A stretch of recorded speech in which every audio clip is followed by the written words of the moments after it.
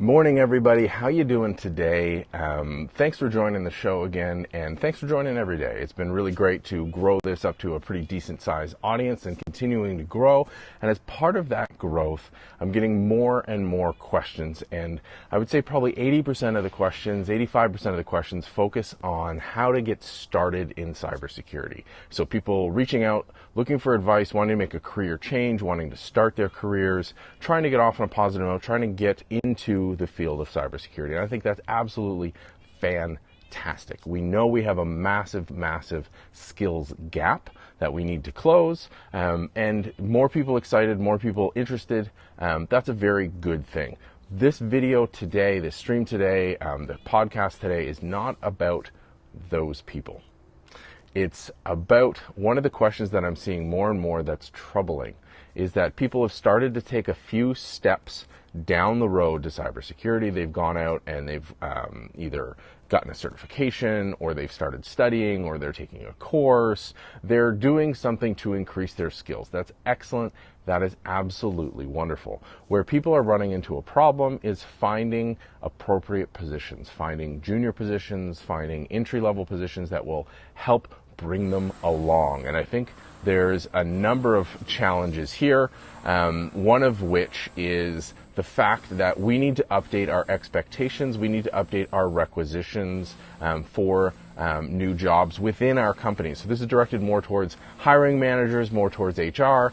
I don't have a solution for this one, but I will call out the fact that you can't ask for a junior cybersecurity professional with 2 years experience and expect to get a ton of people applying.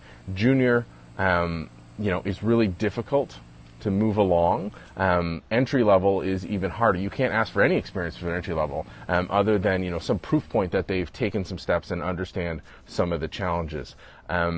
There's a disconnect, and that's really what I wanted to highlight in this video, is that there is a significant disconnect between us saying we need to fill the skills gap and then companies not investing in people to fill that skills gap. Now, the reason being, I think, again, speculation, top of head, that's what this show's all about, just sort of rambling on about a particular topic.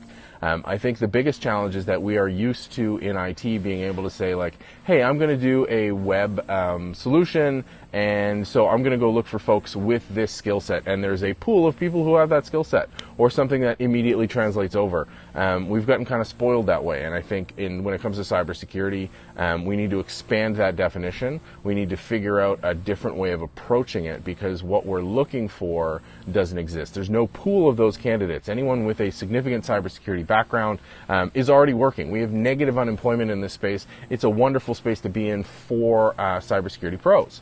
But to get more people in to fill that skills gap, we need to take alternative approaches. Companies need to invest in training people without any cybersecurity investment, and whether that's for themselves or to push back out into the world, whether that's for doing it centrally for a global organization, pushing them out to the regions, whether that's working in partnership with other companies and helping build out networks of these folks.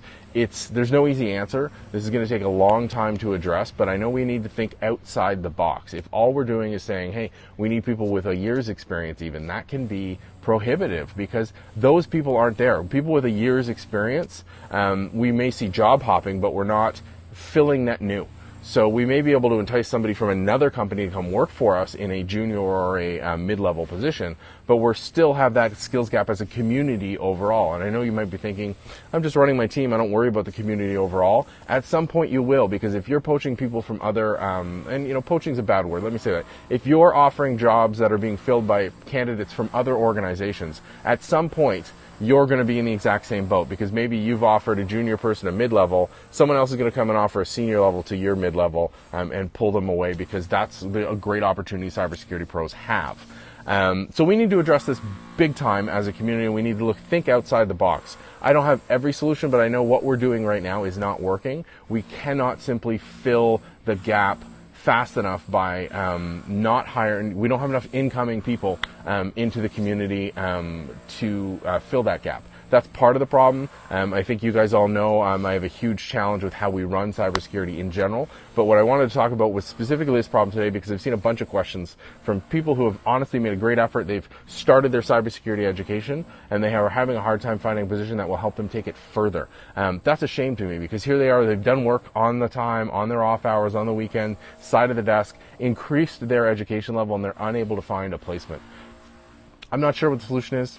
I know what we're doing right now isn't working. What do you think? Hit me up online, MarkNCA, in the comments down below here on the vlog, or as always by email, me@markn.ca. What have you seen work? What have you seen that doesn't work? Are you struggling with this problem? Did you find a way to help people through this problem? Let me know. I hope you are set up for a fantastic day and a great weekend. As a heads up, next week I'm traveling west coast of North America, so show timing might be a little bit off depending on how well I adjust to the time zone. But I will be trying to broadcast. I'm out there for Serverless Conf, and then mid-week or end of the week I'm in Chicago for the AWS Summit there. So stay tuned. Have a great day. Have a fantastic weekend. We'll talk to you soon.